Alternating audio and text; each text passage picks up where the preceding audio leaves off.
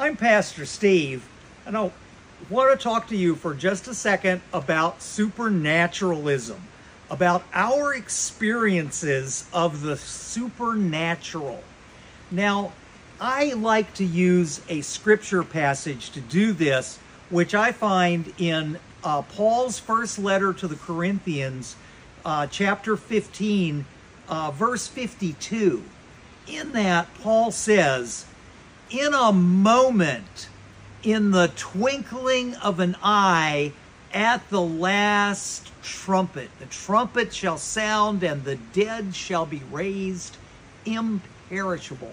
Then Paul goes on to talk about how this perishable nature, this physical self, must put on the imperishable being the eternal and spiritual aspect of our being.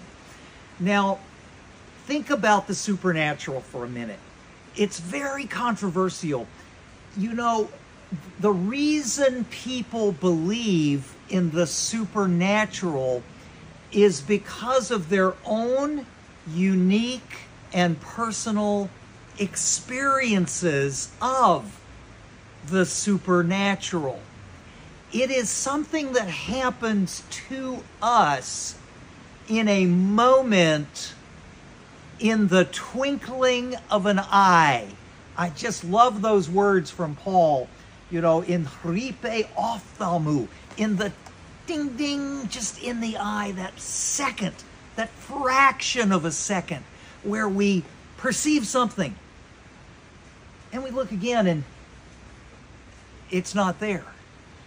And so we say, well, was that real, or is that just in my mind?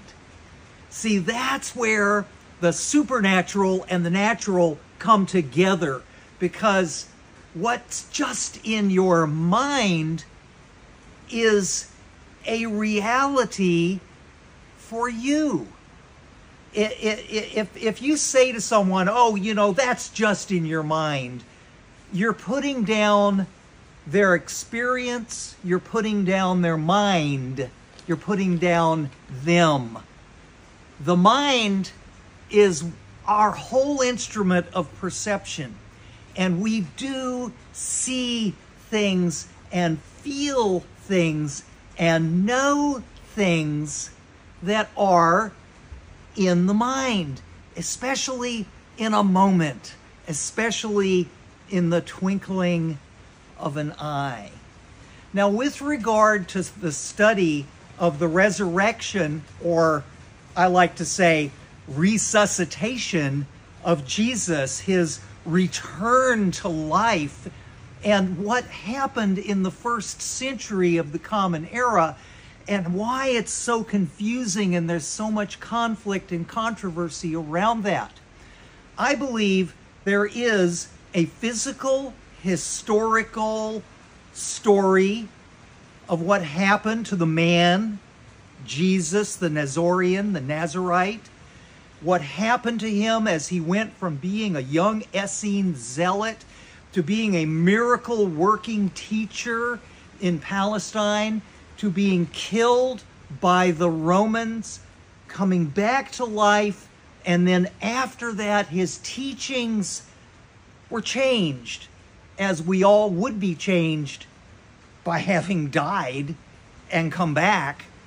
And yet he stayed, he taught, he appeared, and that facilitated the Jesus movement that would be picked up particularly by Paul and by John, and then moved forward into Western Europe, that would bring the Christian tradition that we now have, bringing with it the prejudices, the biases, the unfortunate realities that came out of the tragedy and atrocity of the Jewish war, where the Romans just murdered everybody. So coming out of that, we have Christianity.